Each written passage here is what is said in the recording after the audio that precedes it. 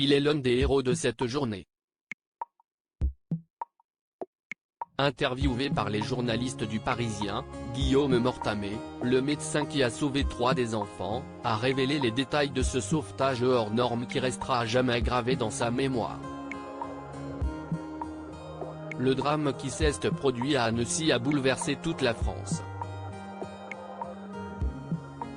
Interviewé par le Parisien, Guillaume Mortamé, chef adjoint du service de réanimation pédiatrique au CHU de Grenoble, Isère, s'est souvenu de cette journée particulièrement difficile qui le marquera à vie.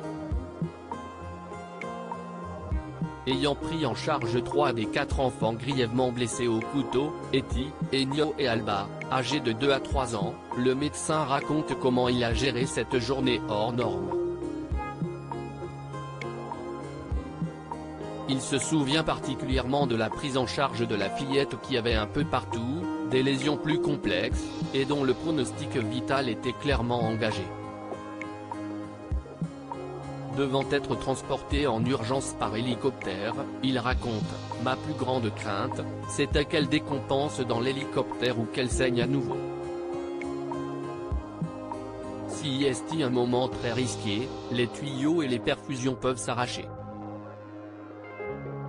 La surveillance est limitée à bord, la communication impossible à cause du bruit. Je ne la lâche pas. Je ne me pose pas la question de si elle va vivre ou mourir. Chaque minute qui passe est une de gagnée. Des images m'arrivent par flash, celle du parc où l'attaque a eu lieu, j'y suis allé avec mes enfants.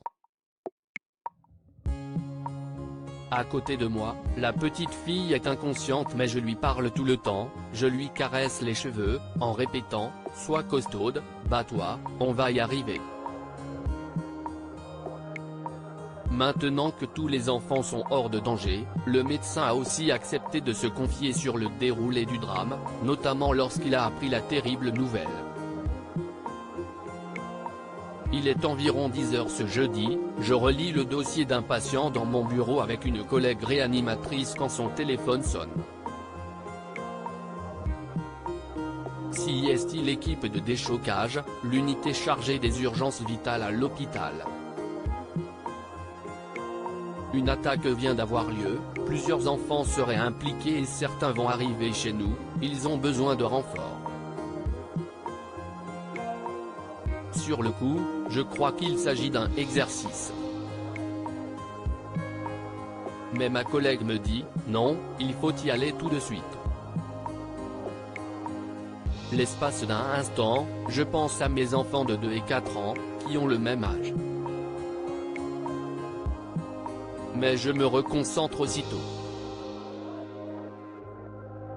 Ce qu'on lui indique, que des tout petits de 2-3 ans ont reçu des coups de couteau.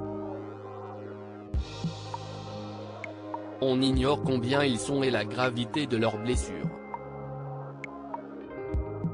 Immédiatement le réanimateur met ses sentiments de côté pour être efficace au maximum. Quand je monte dans l'hélicoptère, je comprends que je me souviendrai de ce jour toute ma vie. Même si on est habitué à prendre en charge, presque tous les jours, des urgences vitales, si est-il la première fois que j'interviens sur une attaque au couteau chez de si jeunes enfants.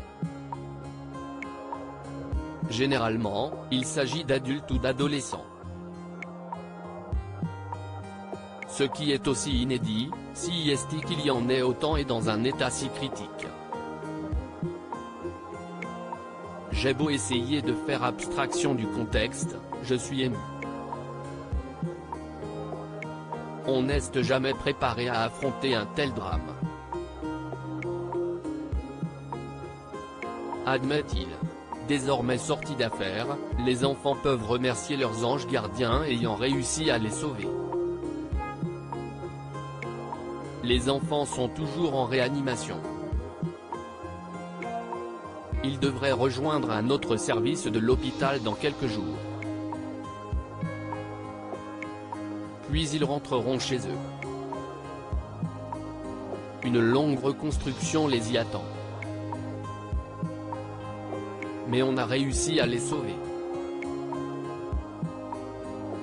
Si est-il la plus belle des satisfactions, a-t-il conclu avec beaucoup d'émotion.